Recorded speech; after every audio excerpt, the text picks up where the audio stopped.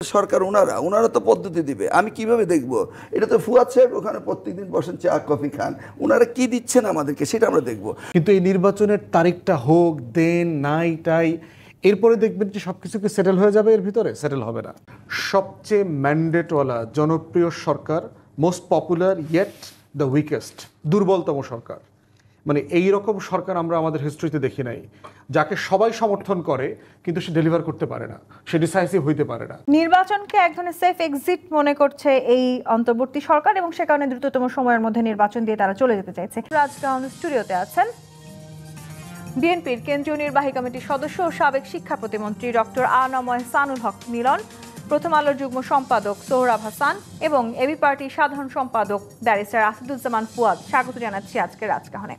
Barrister Asaduzzaman Fuad, দেশের ইতিহাসে স্মরণীয় হয়ে থাকবে সেরকম একটি নির্বাচন এই অন্তর্বর্তীকালীন সরকার করার চেষ্টা করছেন, এবং আপনি নিশ্চয়ই জানেন ইতিমধ্যে নির্বাচনের প্রস্তুতি নিতে ইসিকে চিঠিও দিয়েছেন প্রধান উপদেষ্টার কার্যালয়। তার মানে আনুষ্ঠানিক প্রস্তুতি আসলে শুরু হলো। সেই একই সময় আসলে যদি আমরা বলি, বিএনপি যতখানি খুশি মনে আসলে এই নির্বাচনকে স্বাগত জানিয়েছে, জামায়াত কিংবা এনসিপি তারা আসলে নানানভাবে বলার চেষ্টা করছে এখনো নির্বাচনের জন্য লেভেল প্লেইং ফিল্ড তৈরি হয়নি, কিংবা আসলে তারা বলছে যে আইন শৃঙ্খলার এক ধরনের উদ্বেগ আছে, সেই সাথে সংস্কার এবং বিচার নিশ্চিত না করে তারা নির্বাচন দেখতে চায় না। তার মানে কি সামনে নির্বাচনে আমরা সব দলের অংশগ্রহণ দেখতে পাবো, নাকি সেটি নিয়েও একটি বড় চ্যালেঞ্জ আছে? ধন্যবাদ। চ্যালেঞ্জ তো অবশ্যই আছে, থাকবে। বা একটা রাজনীতি এবং অন্তর্বর্তীকালীন সরকার যে বাস্তবতার দায়িত্ব নিয়েছে, প্রতিষ্ঠানগুলো ভেঙে গেছে, আওয়ামী লীগের প্রশ্ন জাতীয় পার্টি নির্বাচন করতে পারবে কিনা, এরকম অনেকগুলো প্রশ্ন আমরা এখনো কালেকটিভলি রিজলভ করি নাই।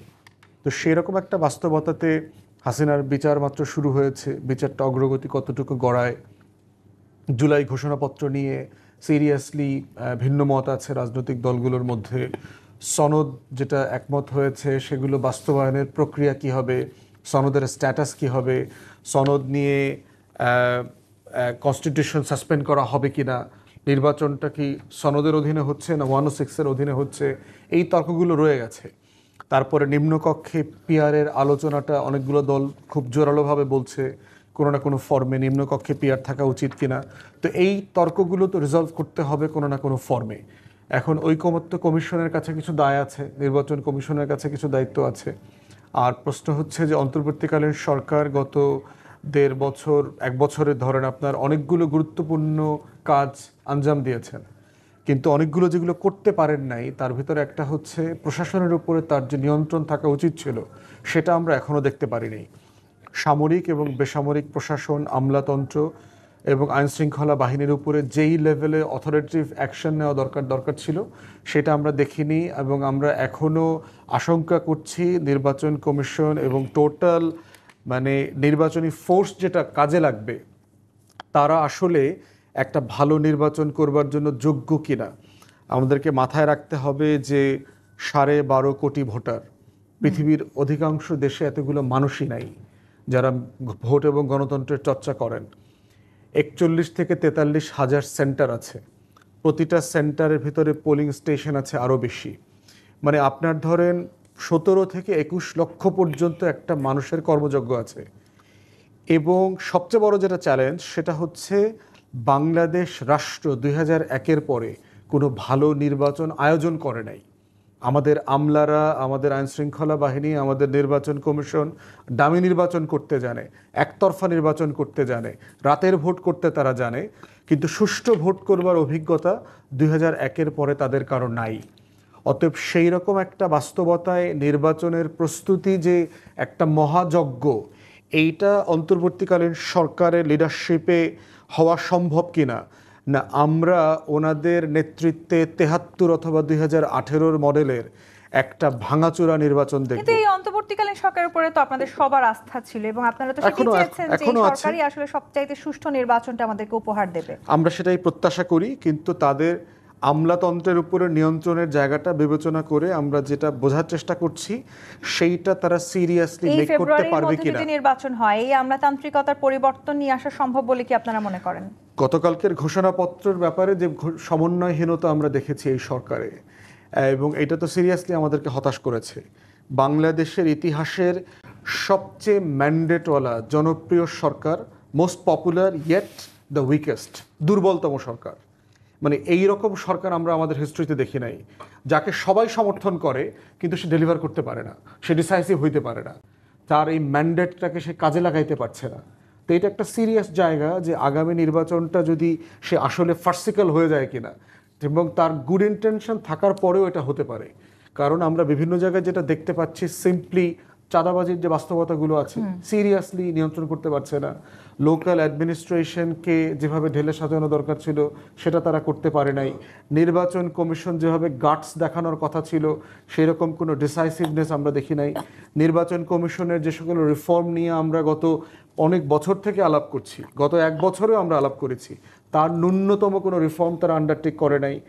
রিফর্ম কেন্দ্রিক নির্বাচন কমিশন সংস্কারের যে সুপারিশমালা আছে সেগুলো পর্যন্ত তারা মানতে রাজি তার মানে হচ্ছে না। এই মুহূর্তে আসলে এই অন্তর্বর্তীকালীন সরকারের অধীনে ফেব্রুয়ারিতেই নির্বাচনের জন্য যথেষ্ট প্রস্তুতি বাংলাদেশে নেই বলে এবি পার্টি অন্তত মনে করছে। সিরিয়াস প্রস্তুতি নেওয়ার ব্যাপার আছে এবং তারা সেটা নিতে পারবেন কিনা এই ব্যাপারে আমাদের সেই যথেষ্ট নিয়েও সংশয় আপনাদের আছে। প্রশ্ন আছে। জি, আমি সোহরাব হাসান আপনার কাছে একটু আসি। ভোটের ঘোষণা দেবার আগে প্রধান উপদেষ্টা আলোচনা না করাতে সব রাজনৈতিক দলের সাথে জামায়াত যথেষ্ট বিস্মিত হয়েছে এবং এর মধ্যে দিয়ে প্রধান উপদেষ্টা দীর্ঘদিনের ঐতিহ্য উপেক্ষা করেছেন এরকম একটি বক্তব্য তারা রেখেছেন এবং এনসিপিও বলছে যে নির্বাচনের আগে সংস্কার এবং বিচার অবশ্যই নিশ্চিত করতে হবে, তাছাড়া আসলে নির্বাচনে কোনো লেভেল প্লেইং ফিল্ড তৈরি করা সম্ভব হবে না। খুব গুরুত্বপূর্ণ দুটি রাজনৈতিক নির্বাচনের কথাই যদি আমরা বলি, দুটো স্টেক হোল্ডার তারা আসলে নির্বাচনকে ঘিরে নানান রকমের বিরোধী বক্তব্য রাখছেন বা এই ফেব্রুয়ারিতে আদৌ নির্বাচন কতখানি সুষ্ঠু হবে সেটি নিয়ে একটি বড় প্রশ্ন উঠছে কিনা। ধন্যবাদ আপনাকে এবং আমাদের সহ আলোচক মিলন ভাই এবং ফওয়াদ ভাই, তারা খুবই রাজনীতিতে অভিজ্ঞ এবং জ্ঞান বিজ্ঞানেও অভিজ্ঞ। আর সুতরাং তারা কিভাবে দেশকে এগিয়ে নেবেন তার উপর নির্ভর করবে কিন্তু নির্বাচনটা সুষ্ঠু হবে কিনা, গণতন্ত্র পরবর্তীকালে কাজ করবে কিনা। মানে রাজনৈতিক নেতৃত্ব সম্ভবত আজকে আলী রিয়াজ সাহেব জাতীয় ঐকমত্য কমিশনের সভাপতি তিনি বলেছেন যে এটা তো অন্তর্বর্তী সরকার, মূল রাষ্ট্র পরিচালনা করবে রাজনীতিকরা, তাদেরই ঠিক করতে হবে নির্বাচনটি কী হবে। সরকারের যদি যেটি ফওয়াদ ভাই বললেন সরকার সবচেয়ে দুর্বল, সরকার মধ্যে সমন্বয় নেই, সমন্বয়টা তৈরি করতে হবে। আমি তো অনেক নেতিবাচক দিকের মধ্যেও ইতিবাচক দিকও আছে। এই যে জাতীয় ঐকমত্য কমিশন যে 2 মাস 2.5 মাস ধরে আলোচনা করছে এবং অনেক সময় অনেক দিন মনে হয়েছে যে বোধহয় আলোচনা আর এগোবে না, আলোচনা ভেঙে গেল।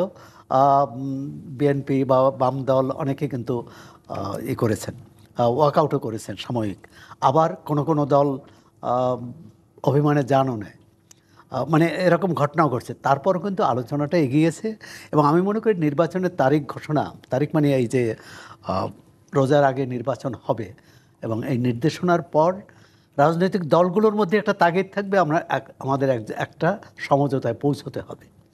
যেখানে বিরোধ আছে, যেখানে ঘাটতি আছে, যেখানে সমস্যা আছে, সমস্যাগুলো দ্রুত সমাধান করে আমি মনে করি জাতীয় ঐকমত্য কী বলে জুলাই ঘোষণাপত্র নিয়ে অনেক দলের অনেক আপত্তি আছে, অনেক ঘাটতি আছে, এটা যেমন আছে হয়তো জাতীয় জুলাই সনদেও এরকম থাকবে, কিন্তু তারপরও আমাদের একটা গন্তব্যে পৌঁছতে হবে। গন্তব্য হচ্ছে কি গণতন্ত্র। তো গণতন্ত্রের অন্যতম সিঁড়ি হচ্ছে নির্বাচন। সেই নির্বাচনটা যদি আমরা ভালোভাবে না করতে পারি তাহলে কিন্তু গণতন্ত্রের যে প্রত্যাশা, জুলাই অভ্যুত্থানে এতগুলো মানুষ জীবন দিল, তার যে আত্মদান সেটা কিন্তু বৃথা হবে। আমি মনে করি যে এক্ষেত্রে কোথায় কোথায় ঘাটতি রাজনৈতিক দলগুলোর উচিত নির্বাচন কমিশনের কাছে এটা চিহ্নিত করা, এটি জানানো। নির্বাচন কমিশনের উপর আসলে পুরো নির্বাচন ব্যবস্থাটা নির্ভর করছে, সেই নির্বাচন কমিশন নিয়েও তো অনেক রকমের সমালোচনা আছে। নির্বাচন কমিশনের সব বিএনপির লোকজন এমন অভিযোগ করেছেন নির্বাচন হওয়ার আগদিন পর্যন্ত বা হওয়ার দিন পর্যন্ত এই অভিযোগ থাকবে, আপত্তি থাকবে, প্রতিবাদ থাকবে। তারপরও হচ্ছে যে আমরা একটা নির্বাচন চাই। আমি যদি বলি যে নির্বাচন কমিশন আইনশৃঙ্খলা রক্ষাকারী বাহিনী বা পুলিশ, আইনশৃঙ্খলা রক্ষা বাহিনী বা প্রশাসন, এদের যার যার ভূমিকা আছে, কিন্তু রাজনৈতিক দলের ভূমিকা কি হবে, প্রার্থীর ভূমিকা কি হবে, ওই দলের নেতাকর্মীদের ভূমিকা কি হবে? তাদের তো একমাত্র ভূমিকা যে তার পক্ষে জনসমর্থন নিয়ে আসা। তো অন্যের পক্ষে যে জনসমর্থন আছে বা অন্য পক্ষ বা প্রতিদ্বন্দ্বী প্রার্থীও যাতে সেটা সেটাই প্রকাশ করতে পারে, সেটা প্রতিদ্বন্দ্বিতা করতে পারে, সেই জনগণের কাছে যেতে পারে, ভোটারের কাছে যেতে পারে, সেই পরিবেশটা তৈরির দায়িত্ব আমি মনে করি রাজনৈতিক দলগুলোর। খুব একটা বেশি সময় তো হাতে নেই, যদি ফেব্রুয়ারিতে নির্বাচন হয়, আপনি কি মনে করছেন সেই পরিবেশের দিকে এগিয়ে যাচ্ছে বাংলাদেশের সব রাজনৈতিক দল? 90-এ এরশাদ বিরোধী আন্দোলনের পর মাত্র 3 মাসের মধ্যে, 3 মাসেরও কম সময়ের মধ্যে বিচারপতি শাহাবুদ্দিন আহমদের সরকার কিন্তু একটি সুষ্ঠু নির্বাচন করেছিলেন। এবং অনেকেই বলেন এ পর্যন্ত যতগুলো নির্বাচন হয়েছে সবচেয়ে কম বিতর্ক হয়েছে সেই নির্বাচন নিয়ে। 2008-এর নির্বাচন সম্পর্কে ফুয়াদ ভাই বললেন, অনেকে 2001-এর নির্বাচন সম্পর্কে বলবে, আর 96-এর নির্বাচন হয়েছে একটা বিশেষ পরিস্থিতিতে, সে সম্পর্কেও অনেক অভিযোগ থাকবে। কিন্তু 91-এর নির্বাচন নেই কিন্তু কম, কারণ যে পতিত স্বৈরাচারের যে দল ছিল জাতীয় পার্টি, সেই জাতীয় পার্টি ওই নির্বাচনে 35টি আসন পেয়েছিল। যদি নির্বাচন সুষ্ঠু না হতো, অর্থাৎ মানুষ জাতীয় পার্টির সমর্থকরা ভোট দিতে না পারতো, তাহলে কিন্তু এই ফলাফল হতো না। সুতরাং মানুষ আসলে কতখানি ভোট দিতে পারছে, মানুষ পারছে, মানুষকে সেই সুযোগটা কতটা দেওয়া হচ্ছে। তখন একটা পরিস্থিতি ছিল, এটি ঠিক যে 6 মাস আগে নির্বাচন হলে এক ধরনের হতো, আবার 7 মাস পর বা 2 বছর পর হলে আরেক ধরনের হবে, এই সরকার আরও অজনপ্রিয় হবে।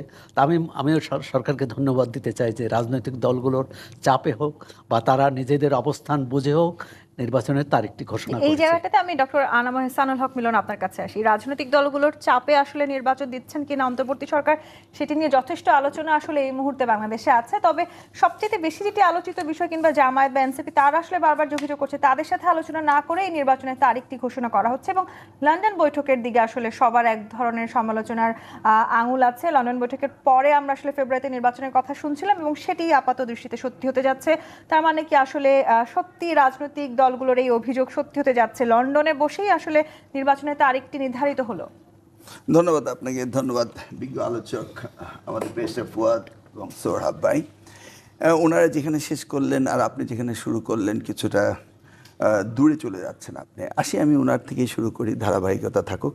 আর লন্ডনের কথা যদি বলেন, বাংলাদেশের সর্ববৃহৎ একটি বিরোধী দল যারা এই তিনবার ক্ষমতায় গিয়েছেন, শহীদ জিয়ার সময়টা বাদ দিলাম, এবং যারা ওয়েটিং টু বি ইন পাওয়ার, এবং যারা বিগত দিনে সুষ্ঠু নির্বাচন হলে বেশ কয়েকবারই ক্ষমতায় যেত, সেই দলের সাথে আলোচনা করাটা কি খুব বিরাট একটা ভ্রান্তি হয়েছে? নিশ্চয়ই না। স্টেক হোল্ডারের মধ্যে কার স্টেক কতটুকু সেইটুকু বুঝেই তো বিবেচনা করবেন, এবং সকলকে গড়ে এক পাল্লায় ফেলে দিবেন, এটা তো হতে পারে না। এবং দায়িত্বশীল একজন নেতা যিনি আজও ঐক্যের ডাক দিয়েছেন বাংলাদেশের মানুষকে সংযতভাবে কথা বলার জন্য, সেই জায়গায় তো ওনাকে কথা বলতেই হবে। কারণ বিএনপিকে বাদ দিয়ে তো স্থিতিশীল একটা পরিবেশ সৃষ্টি করা যায় না। সেই ক্ষেত্রে ডক্টর ইউনূস যে কাজটি করেছেন সর্ববেশ ঠিক কাজে করেছেন। আপনি দায়িত্ব নিলেও একই কাজ করতেন এবং করতে হতো সেটা। এই রোড ম্যাপে তাহলে অন্যান্য রাজনৈতিক দলগুলোর এই হতাশার সুর কেন, কি বলতে চাই বিএনপি?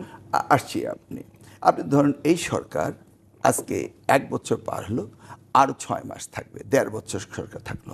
এই সরকার যদি শুধু মনেই করে যে আমরা একটা নির্বাচন করিয়ে দেব, তাহলে তারা সরকার গঠন করার 3 মাস 90 দিনের মধ্যেই সরকার গঠন করতে পারত। যেমনিভাবে সোহরাব ভাই বললেন বিচারপতি শাহাবুদ্দিন সাহেব 90 দিনের মধ্যে সব কিছু ঠিক করে তো নির্বাচন দিয়েছিলেন। তাহলে এই সরকারকে জাতি যুক্তিক সময় দিয়েছে কি জন্য? শুধু নির্বাচন করিয়ে দেওয়ার জন্য? নিশ্চয়ই না। তার সাথে সুশাসনের প্রয়োজন রয়েছে, ন্যায় বিচারের প্রয়োজন রয়েছে, এবং ডেমোক্রেসিকে পুনরুদ্ধার করার জন্য তাদের কাজ করতে হবে। মোটা দাগে তারা কি কাজ করেছেন? করেননি, কোনো কাজেই মোটা দাগে করতে পারেনি। শেষমেশ এসে বুঝতে পেরেছেন নির্বাচন হচ্ছে এই সরকারের একটি সেফ অ্যান্ড পিসফুল এক্সিট, এবং সেই জায়গাটা তারা গিয়েছেন। সেই জন্য আমরা অত্যন্ত ধন্যবাদ এবং কৃতজ্ঞ ওনাদের কাছে যে ওনারা একটা সুষ্ঠু নির্বাচন করতে চাচ্ছেন। ইলেকশন কমিশন সুষ্ঠু নির্বাচন করতে পারবেন কি পারবেন না সেই কথাটি সকলেই বলছে, এনসিপি বলছে বা জামাত বলছে বা এবি পার্টি বলছে, সকলেই বলছে। আমরা কি বাস্তবতা দেখছি না? এই সরকার আসার পরে তারা কি দায়িত্ব নিয়েছে? আমি যদি বলি রিসেটেল করার সুযোগই দিয়েছে ফেসিবাদকে। আমি তো এটাও বলতে পারি, যদি সেই সময়ে সরকার পট পরিবর্তন হতো, নতুন কোনো গভর্নমেন্টকে আনা হতো, তাহলে যারা বিগত দিনে সরকারে ছিল তাদেরকে আনা হতো বা জাতীয় সরকার করা হতো। এই সরকারটি এমন একটি সরকার হয়েছে যেই সরকারটি বিগত দিনের এই ফ্যাসিস্ট হাসিনাকে সরকারে রাখার জন্য যারা যারা সাহায্য সহযোগিতা করেছিল তাদেরকেই এখানে রেখে এবং তাদেরকে একটা রিসেটেল করার একটা সুযোগ দিয়েছে। আমরা তো দেখছি না হিসাবের খাতায় তেমন কোনো সংযোজন হয়েছে। তাহলে এই সরকার বা এই সংস্কার কমিটি আমাদের কি দিল? ওই গতানুগতিক 5 বছর পর পর নির্বাচন, সেটাই তো তারা সেটি বলছে। যেমন আপনাদের প্রশ্ন, আবার এনসিপি বা জামায়াত বলছে এই সরকারে কিংবা আসলে এই প্রশাসনে বিএনপির লোকজন বসে আছে এবং তারাই আসলে পুরো নির্বাচনকে চালিত করতে যাচ্ছেন সামনে। ও এই এনসিপির কথা শুনে আর জামাতের কথা শুনে আমি তো রাষ্ট্রের কথা বলছি। আমি বলছি ডক্টর ইউনূসের কথা। আমি তো বলছি না জামাত কি বলছে, এনসিপি কি বলছে। আপনি স্টিয়ারিং দিয়েছেন ডক্টর ইউনূসকে, আর আমি উত্তর দেবো এনসিপির কথা। আমি তো জানতে চাচ্ছি ডক্টর ইউনূস কি করলো, আমি তো জানতে চাচ্ছি সংস্কার কমিশন কি করলো। আমি কেন এনসিপির কথার উত্তর দিতে যাব, জামাতের কথার উত্তর দেব? তারা বলবে, তারা বলুক। কিন্তু এই সরকার দৃশ্যমান কি করেছে? এই সরকার দৃশ্যমানে নির্বাচন কমিশনে নির্বাচন করার জন্য যে দায়িত্ব নিয়েছে, নির্বাচন কমিশন নির্বাচন করতে গেলে যে সংস্কারের প্রয়োজন রয়েছে সেই সংস্কারগুলো কি তারা বলেছে পাবলিকলি? বা এই সংস্কার কমিশন কি এই গণতান্ত্রিক অধিকার পুনঃপ্রতিষ্ঠিত করছে কিভাবে? বিগত 5 বছর পরে একবার নির্বাচন হতো, এখন আবার ক্ষমতার পালাবদল হবে, 5 বছর পরে নির্বাচন হবে। এতে একই তো ধারাবাহিকতা। তারা নতুন কি দিল? তাদেরকে যে 1.5 বছর জাতি তাদেরকে যৌক্তিক সময় দিল, সেই জন্যই তো আমরা বলেছিলাম যে যত শীঘ্রই সব। আপনি কি খেয়াল আছে যখন এই বিজয় আসলো তারপরে তো আমরা বলেছিলাম যে এই সরকারের দায়িত্ব একটি নির্বাচন দিয়ে দেওয়া। নিশ্চয়ই, এবং স্বাভাবিকভাবে আসলে গণতান্ত্রিক ধারায় ফিরে যেতে হলে আমাদেরকে নির্বাচিত সরকারও প্রয়োজন। কিন্তু এখনো আসলে রাষ্ট্রীয় বেশ কিছু গুরুত্বপূর্ণ ইস্যুতে আমরা দেখছি মতভেদ রয়েছে। পিআর পদ্ধতি না দিলে জামায়াত নির্বাচনে আসবে না, এরকম এক ধরনের কথা তারা একসময় পর্যন্ত বলেছে। সেই জায়গাগুলোতে আসলে আমরা যদি মতকে পৌঁছাতে না পারি, এই নির্বাচন কতখানি আসলে সব রাজনৈতিক দল অংশগ্রহণমূলক হতে যাচ্ছে কিংবা সবাই অংশগ্রহণ করতে পারবেন কিনা, সেই ধরনের একটা শঙ্কাও তো থেকে যায়। এই জায়গাটিতে আসবো, একটি বিরতির সময় হয়েছে। জি25 প্রাথমিক রাজখান থেকে বিরতি নিয়ে ফিরছি, সাথেই থাকুন। যে জায়গাটিতে আমরা ছিলাম যে কোনো কোনো রাজনৈতিক দল খুশি হয়েছে, আবার কেউ কেউ আমরা হতাশ হতে দেখছি, কিন্তু সেই সময় একই সময় রাষ্ট্রের বেশ কিছু গুরুত্বপূর্ণ বিষয়তে এখন আমরা জাতীয় ঐক্যমত্যে পৌঁছাতে পারিনি। পিআর ছাড়া পদ্ধতি ছাড়া জামায়াত ইসলামও বলেছে যে তারা কোনোভাবে নির্বাচন দেখতে চায় না। এই অবস্থান যখন আসলে রাজনৈতিক দলগুলোর মধ্যে আছে, ঠিক একই সময় আপনি নিশ্চয়ই দেখেছিলেন তথ্য উপদেষ্টা একটি স্ট্যাটাস দিয়েছিলেন বলতে হবে আমাকে, কারণ তিনি সেটিকে পরে রিমুভ করেছেন। 1-11 আশঙ্কাও তিনি দেখতে পাচ্ছেন, সেই সম্ভাবনা কতখানি? এখন কেউ কেউ 1-11 আশঙ্কা দেখেন, আর কেউ কেউ মনে করেন 1-11তেই আছে। যারা মনে করেন যে আগামী নির্বাচনে আমরা জয়ী হতে পারবো না, তাদের কাছে কিন্তু এখনও 1-11ই, এবং নির্বাচনের পর 1-11 মনে হবে। বিষয়টা হচ্ছে গণতন্ত্র হচ্ছে একসঙ্গে চলা, অন্যের মত শোনা, নিজের মতে অন্যকে প্রভাবিত করার চেষ্টা করা, যদি প্রভাবিত না হয় যার যার মত অনুযায়ী, যার যার আদর্শ অনুযায়ী চলবে। আমরা এবং এখন যে মাঠে যে সব রাজনৈতিক দল আছে তাদের নীতি পরিকল্পনা আদর্শ ভিন্ন, তারপরও আমরা একসঙ্গে চলতে, আমি তো দেখি যে জাতীয় ঐক্যমত্যের কমিশন একটি উদাহরণ যে চলতে তারা চান। আপনি যে কথাটি বললেন পিআর পদ্ধতি, এটা যে কোনো দলের কিন্তু দলের দলীয় কি বলে দাবি হতে পারে, দলীয় এজেন্ডা থাকতে পারে, কিন্তু পিআর না হলে নির্বাচন করব না এটি কিন্তু কেউ বলেননি। এখনও বলছেন যে আমরা মনে করি যে পিআর হলে ভালো, পিআর না হলে প্রকৃত প্রতিনিধিত্ব হবে না। এটি তো এখন পিআর পদ্ধতি আমিও ব্যক্তিগতভাবে মনে করি যে এটা সংসদকে অনেক বেশি বৈচিত্র্য এনে দেবে, সংসদে অনেক বেশি দলের জায়গা হবে। কিন্তু এই 7 মাস এখন নির্বাচনের বাকি, 7 মাসে এই পদ্ধতি বাংলাদেশে সম্পূর্ণ নতুন। এটা ভোটারদের জন্য নতুন, রাজনৈতিক দলগুলোর জন্য নতুন, নির্বাচন কমিশনের জন্য নতুন। এটি চালু করা সম্ভব কিনা, সেক্ষেত্রে একটা বিকল্প কিন্তু অনেকেই বলেছেন, ফৌদ ভাইদের দলও বলেছেন যে উচ্চকক্ষে পিআর পদ্ধতিতে প্রতিনিধি নির্বাচন করা যেতে পারে কিনা। আমি মনে করি এটি বিএনপি কি বলে সর্ববৃহৎ দল বা 3বার ক্ষমতায় নির্বাচন করে 3বার ক্ষমতায় এসেছে, তারা এই ব্যাপারটা ভাবতে পারেন ইতিবাচক ভাব। সব রাজনৈতিক দলকে নিজ নিজ জায়গা থেকে খানিকটা ছাড় দেওয়ারও এক ধরনের ছাড় দেওয়া, এবং এটি বিএনপির কিন্তু ভয় পাওয়ার কোনো কারণ নেই, অন্তত এই নির্বাচনে, সামনের নির্বাচনে। এমনকি তারা 2/3 সংখ্যাগরিষ্ঠতা নিয়ে ভয় পাচ্ছেন, তাতেও 2 কক্ষ মিলেও কিন্তু তাদের হুমকি নেই। তাদের বিএনপি যথেষ্ট নিশ্চিত আসলে নির্বাচনে গেলে তারাই জয়ী হবে, সেটিও বিএনপি নিশ্চিত। এখন এটা কিন্তু একটি ঝুঁকি তৈরি করে যখন আপনি ধরে নেন যে, যখন কেউ ধরে নেয় অথবা ভোটাররাও ধরে নেয় যে এই দলই জিতবে, যেমন আওয়ামী লীগ আমরা অনেক নির্বাচন বা স্থানীয় সেই সরকার পরিণতি আমরা হয়তো আমরা নির্বাচনে দেখছি না জি। যে আমি ভোট কেন্দ্রে গেলেও যে ফল হবে, ভোট কেন্দ্রে না গেলেও ফল হবে। বিএনপির জন্য এটা কিন্তু আরেকটা চ্যালেঞ্জ। যদি এই প্রশ্নটা একটু করতে চাই। যদি মাঠ এরকম হয় যে আর কোনো প্রতিদ্বন্দ্বী নাই, মানে প্রকৃত প্রতিদ্বন্দ্বী নাই, এমনি তো প্রতিদ্বন্দ্বী থাকবেই 10-15-16 অনেক হতে পারে, নিবন্ধিত দলের সংখ্যা বাড়লে সবাই শক্তিশালী প্রার্থী প্রতিদ্বন্দ্বী দেবে। কতজন আছেন সেটা প্রশ্ন। যদি প্রকৃত প্রতিদ্বন্দ্বী না থাকে তাহলে ভোটাররাও কিন্তু উৎসাহ হারাবে। জি, ডক্টর আনাম এহসানুল হক মিলন, এই যে বিএনপি অনেকটাই নিশ্চিত এবারে নির্বাচনে তারাই জয়ী হবে, সেটি অনেকেই বলার চেষ্টা করছেন, কিন্তু আবার এই যে জনগণের পালস বোঝার বা অতিরিক্ত আসলে যদি আমাদের মধ্যে ওভার কনফিডেন্স চলে আসে, সেই জায়গাগুলোর এক ধরনের পরিণাম কিন্তু আমরা দেখলাম। তার মানে এই নির্বাচনে আসলে বিএনপি বারবার নির্বাচন হলেই ক্ষমতায় চলে আসবো, সেই ঝুঁকিটাকে কি আসলে বিএনপি এড়ানোর চেষ্টা করছে কিনা? না, ওই বিষয়ে আলোচনা করে কোনো লাভ নেই। ঝুঁকির কথা চিন্তা করে, থ্রেট চিন্তা করে লাভ নেই। রাজনীতির ময়দানে আসি, রাজনীতি করব, ঠিক আছে। এখন আসেন পিআর পদ্ধতি নিয়ে কথা বলি। পিআর পদ্ধতির সংখ্যা অনুপাতিত হতে হবে। তার মানে লোয়ার হাউসে যারা যে সংখ্যা পাবে সেই সংখ্যা আপার হাউসে যাবে। তাহলে আমাদের লাভটা হলো কি? আমরা যদি মনে করি গণতান্ত্রিক প্রক্রিয়াতে পাওয়ার ব্যালেন্সড হতে হবে, তাহলে আমরা পিআর পদ্ধতিতে উপরের হাউসে কেন যাব? আমি তো সেটাও বুঝতে পারি না। ধরুন আমেরিকা ইলেকশন হচ্ছে, প্রতি 4 বছর ইলেকশন হয়, প্রেসিডেন্ট ভাইস প্রেসিডেন্ট ইলেক্ট হয়। অ্যাট দ্য সেম টাইম কংগ্রেসের একটা ইলেকশন হয় লোয়ার হাউসের, 2 বছরের জন্য হয়। 2 বছর পরে আবার জনগণ ভোট দিচ্ছে। এর মাঝখানে আবার সেনেটের 6 বছরের মধ্যে 2 বছর পরে যাদের এক্সপায়ার করবে তারা হচ্ছে। তার মানে ফার্স্ট ইয়ারে আমরা প্রেসিডেন্ট ভাইস প্রেসিডেন্টকে ভোট দিলাম এবং কংগ্রেসম্যান মানে লোয়ার হাউসকে ভোট দিলাম। তারপরে আবার 2 বছর পরে এসে আমরা কংগ্রেস দেখলাম যে president elect behaving other way, তখন এটাকে হাউসে ব্যালেন্স হয়েছে, পাওয়ার ব্যালেন্স হওয়ার জন্য তখন দেখা যায় জনগণ আবার উইথড্র করে। রাইট নাও 219 সিটস আছে আউট অফ 435, তখন দেখা যাবে 219টা চলে আসছে 150-তে। এটা হলো ব্যালেন্স অফ পাওয়ার, তাই না? এখন আপনি পিআর পদ্ধতি বলতেছেন যে সংখ্যা অনুপাতে হবে, তার মানে আপনি কি এই জাতি সকলকে রাজনীতি করতে হবে? সুশীল সমাজ রয়েছে না, সোহরাব সাহেবের মতো মানুষ যদি মনে করে যে আমি আপার হাউসে কন্ট্রিবিউট করতে চাই, তাহলে সেখানে সেই ইলেকশন হয়ে আসুক। আর আপনি কনস্টিটিউশন দ্বারা বাইন্ডিং যে সকলকে ইলেকশন করার সুযোগ দিবেন। আপনি যদি সকলকে দলীয় পাল্লায় নিতে চান, সারা দেশকে, হয় এই দল নয় ওই দল নয় ওই দল, তাহলে এই চেঞ্জেসের কি আমার লাভ আছে? এখন পিআর পদ্ধতি বলে যদি আপনি বলেন যে আমরা ওখানে আসন পাবো না বেশি, সেই জন্য আমরা হ্যাঙ্গিং পার্লামেন্ট করতে চাই, তো হ্যাঙ্গিং পার্লামেন্ট করলে কি হবে? এই সংস্কার কমিশনকে হ্যাঙ্গিং পার্লামেন্ট করার জন্য? আমরা তো এক্সাম্পল নিতে হবে ডেমোক্রেসি কোন জায়গায় প্র্যাকটিস হচ্ছে প্রপারলি। তাহলে আমরা চাই যে পার্লামেন্টের লোয়ার হাউস আপার হাউসের মধ্যে ভারসাম্যতা নিয়ন্ত্রিত হবে, সেই ধরনের একটা ব্যালেন্সিং পলিটিক্স আমাদেরকে দিতে হবে। সেটা না দিয়ে এখন বলা হচ্ছে পিআর পদ্ধতি, তাহলে কি এটা কি সুষ্ঠু সমাধান হলো বলুন?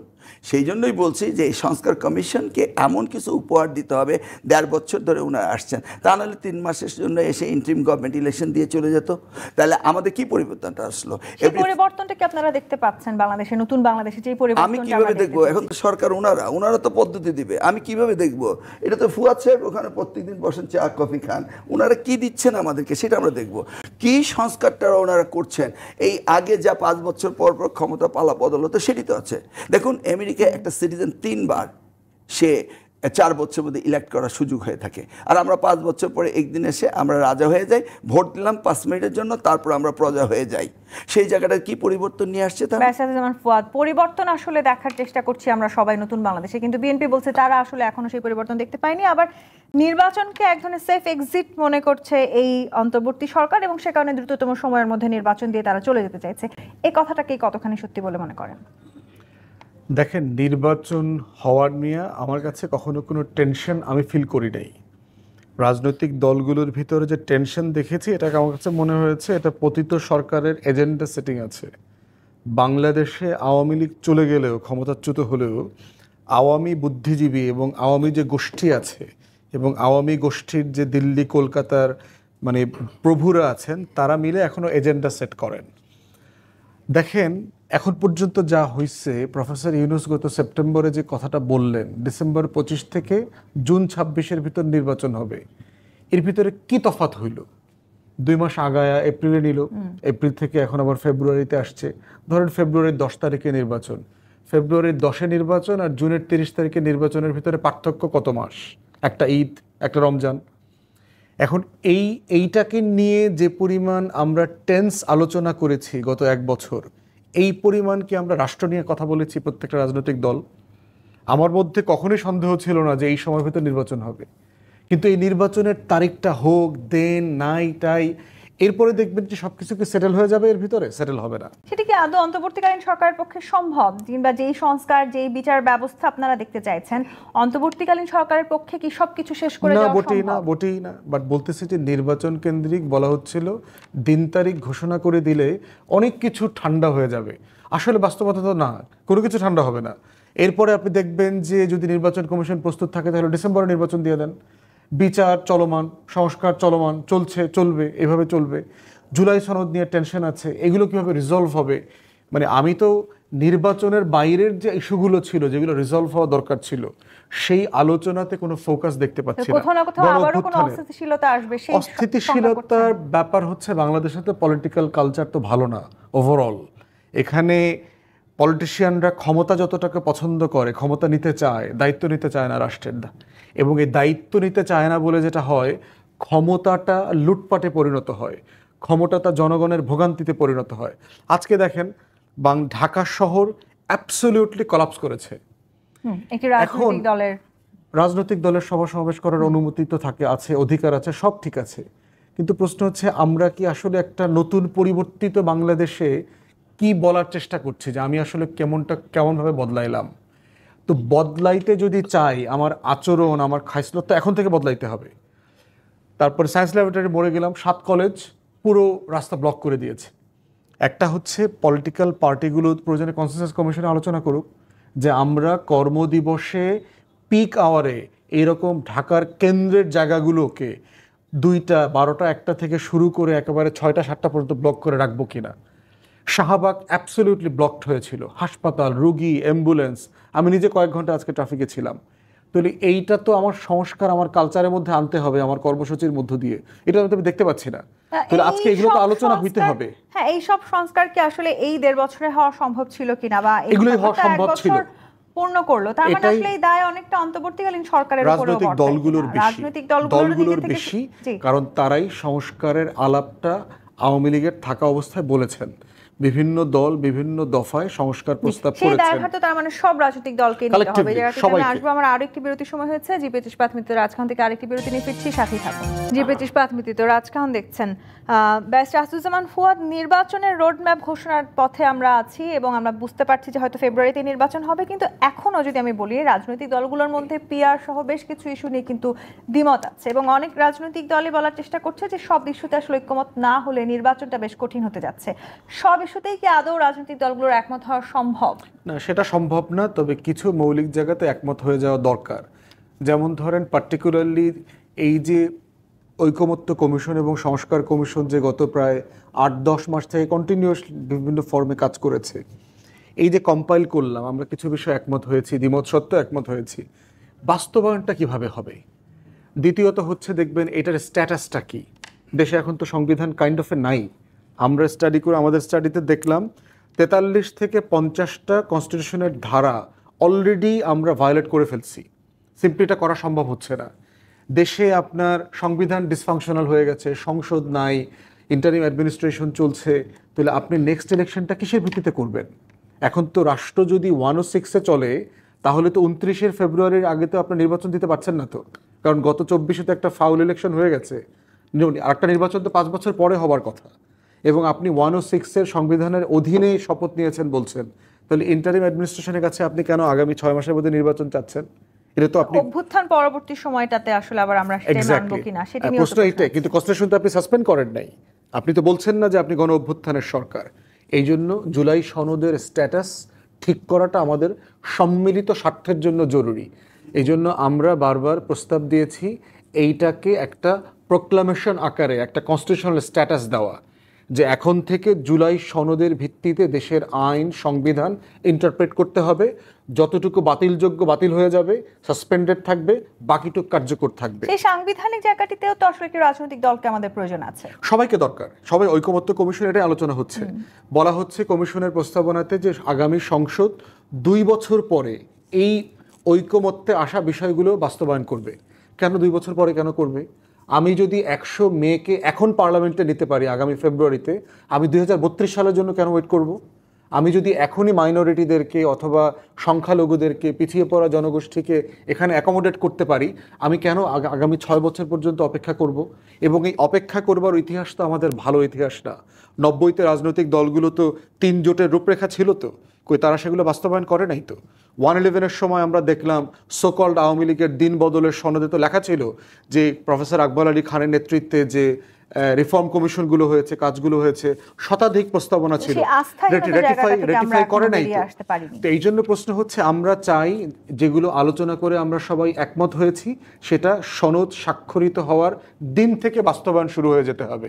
এটা নিয়ে আমরা ডিলে করতে চাই না, এবং এটার একটা লিগ্যাল স্ট্যাটাস দিতে হবে প্রোক্লামেশন আকারে। সোহরাব হাসান, সেই বাস্তবতা আসলে কতখানি সম্ভব বাংলাদেশের এখনকার অবস্থায়? সেই সাথে 5 আগস্টের ভাষণে প্রধান উপদেষ্টা সবাইকে সতর্ক করে বলেছেন যে নির্বাচন আয়োজনকে বাধাগ্রস্ত করতে নানা ধরনের ষড়যন্ত্রের আশঙ্কা তিনি করছেন, সেটি দেশের ভেতর থেকে দেশের বাইরে থেকেও। এই ফেব্রুয়ারির মধ্যে বা এই 6-7 মাসের মধ্যে সেই আশঙ্কাকে আমরা কতখানি দূরে ঠেলতে পারবো? আশঙ্কা তখনই হয় যখন রাজনৈতিক দলগুলো, সক্রিয় রাজনৈতিক দলগুলোর মধ্যে বিভেদটা প্রকট হয়, যখন অন্তর্বর্তী সরকার বারবার সিদ্ধান্ত বদল করে এবং সিদ্ধান্ত নিতে পারে না, সিদ্ধান্তহীনতায় থাকে, তখনই নানা রকম চক্রান্ত, নানা রকম ষড়যন্ত্রের কথা আসে। আসলে রাজনৈতিক দল, এই যে নির্বাচনের তারিখ ঘোষণা হলো এক ধরনের, অর্থাৎ রাজনৈতিক দল এবং অন্তর্বর্তী সরকারের মধ্যে একটা বন্ধন তৈরি হলো। তাই এই বন্ধন যত দৃঢ় হবে, এবং ফুয়াদ ভাই যথার্থই বলছে, আমিও মনে করি যে সনদে যাই থাকুক, জুলাই সনদের ভিত্তিতেই আগামী নির্বাচন হবে, এবং তার একটা আইনি ভিত্তি থাকা দরকার। সেটা প্রোক্লামেশন বা এখন যেহেতু সংসদ নাই, মানে অধ্যাদেশের মাধ্যমেই হবে বা ঘোষণার মধ্য দিয়েই হবে। আর সেখানে বিএনপি সহ সব রাজনৈতিক দল একমত হবে, সেই আশা আমরা করতে পারছি। বিএনপি তো এখন সব ব্যাপারেই একমত। এই যে অনেকেই বলেন যে ঘোষণাপত্র, জুলাই ঘোষণাপত্র হলো, এটা বিএনপিরই প্রতিধ্বনি। একজন বিদেশি সাংবাদিক তো দেখলাম, ডেভিড বার্গম্যান, বলছেন যে এখানে ইতিহাসকে অনেক বিকৃত করা হয়েছে, ইতিহাসের অনেক ঘটনা আড়াল করা হয়েছে এবং একটি দলকে প্রাধান্য দেওয়া হয়েছে। বিএনপি এখন সমস্যা না, এখন সমস্যা ফুয়াদ ভাইরা কতটা এটা বিএনপিকে সমর্থন দেন তার উপর নির্ভর করবে ঐকমত্য। তবে এটা ভালো যে সবার ভিতরে একটা তাগিদ আছে, যারা দ্বিমত করেছেন তাদের মধ্যে তাগিদ আছে, আমাদের একমত হতে হবে। তবে সব কিছু, এই ঐকমত্য কমিশন প্রথম এত কিছু পরিধিটা এত বাড়ালেন, মনে হলো যে সংবিধান থাকবে না, বর্তমান ব্যবস্থা সব কিছু তছনছ করে দেবে, কিন্তু সেটা যে সম্ভব না সেটা কিন্তু আলোচনার দিন শেষে সেটা প্রমাণিত হলো। এখন যেটুকু পারা যায় সেটার আইনি ভিত্তি থাকতে হবে, তাহলে রাজনৈতিক দলগুলোর মধ্যে সম্পর্কটা আরও গাঢ় হবে এবং একটু সুষ্ঠু নির্বাচনের সম্ভাবনা তৈরি হবে। যে সুষ্ঠু নির্বাচনের সম্ভাবনার কথা আপনি বলছেন, ডক্টর আনাম এহসানুল হক মিলন, বিএনপির এক ধরনের প্রতিধ্বনি আমরা জুলাই সনদে দেখতে পাচ্ছি কিংবা ঘোষণাপত্রে দেখতে পেয়েছি। বিএনপিকে সবচেয়ে বেশি গুরুত্ব দিচ্ছে অন্তর্বর্তী সরকার। এই সব ধরনের অভিযোগ মাথায় নিয়ে আমি বলবো, ইতিহাসের সবচেয়ে ভালো নির্বাচন করার প্রত্যাশা কতটা পূরণ হতে যাচ্ছে বাংলাদেশের? সেটারই প্রায়র ওয়ার্কগুলো এখন হচ্ছে, যেমন ঘোষণা হলো। বেসিক্যালি আপনি দেখেন, আপনারা সকলেই বিএনপি করছেন। বিএনপি যে 31 দফাতে, if I am wrong correct me, যেগুলি বলেছে সংবিধান সংস্কার, 70 অনুচ্ছেদ, পাওয়ার শেয়ার করা, 2 টার্ম করা, এমন একটি তো নেই যে বিএনপি বলেনি। আমরা অ্যাজ এ হোল বলেছি। এখন এটাকে তারা সেগ্রিগেটেড করে আইটেম ওয়াইজ তারা দেখলো যে বিএনপি যে প্রস্তাবগুলো করেছে এগুলি ভ্যালিড কিনা। তো সেগুলি সবগুলো জাস্টিফাই করার পরে দেখা গিয়েছে বিএনপি আগে থেকেই সব কিছু বলেছে, এবং আমরা তো জানতাম না জুলাই 36 হবে, তার আগেই তো 2023-এর 13 ফেব্রুয়ারিতে আমরা এই কথাগুলো বলেছি। এখন প্রশ্ন হচ্ছে যে চার্টার মানে সনদ আর ডিক্লারেশন মানে ঘোষণা, দুইটার মধ্যে আমাদের আসতে হবে। এখন ধরুন ইউএন চার্টার করে না মেম্বার স্টেটের সাথে, ইসরায়েল কি মানছে না, রাশিয়া ভেটো দিচ্ছে না, আমেরিকা ভেটো দিচ্ছে না। চার্টার হওয়ার পরও কিন্তু অনেক কিছু হতে পারে। It's exactly the UN charter, যে পার্টিসিপেটরি দলগুলো সনদে স্বাক্ষর করবে ঐক্যমত্য পৌঁছে। তারপরে যে এটা ভেরিয়েশন হতে পারে না, এটা আমরা ইউনাইটেড নেশনসে দেখছি। চার্টার কান্ট্রিগুলি কি সেগুলিকে ভায়োলেট করছে না? তো সেই জায়গাটা আমরা যাচ্ছি না। আমরা ফার্মলি বিলিভ করি যে যেটা আমাদের দল থেকে 2023-এ যেটা জানাব আমাদের অ্যাক্টিং চেয়ারপারসন তারেক রহমান সাহেব যেটা দিয়েছেন, সেইটার পেরিফেরিতে থেকে আমরা দেখছি যে আমরা এগুলি আগেই বলেছি, এখন ওনারা বলছেন, অতএব আমরা সব জায়গায় আছি। সেই জন্যই আমরা বলছি বিএনপি সব জায়গায় ঠিক আছে। এখন বিএনপি চায় সুষ্ঠু নির্বাচন। আচ্ছা, যদি অসুস্থ নির্বাচন হয় ক্ষতিগ্রস্ত কে হবে? বিএনপি। আপনি কিছুক্ষণ আগে বললেন না, ফুয়াদ ভাই বলছে না বিএনপি ক্ষমতা আসার জন্য বসে আছে, আপনি তো প্রশ্নটা করলেন কিছুক্ষণ আগে। তাহলে যদি সুষ্ঠু নির্বাচন না হয় ক্ষতিগ্রস্ত আমরা হব। আমরা কি ক্ষতিগ্রস্ত হতে চাই? কেউ কি নিজেকে ক্ষতিগ্রস্ত করতে চায়?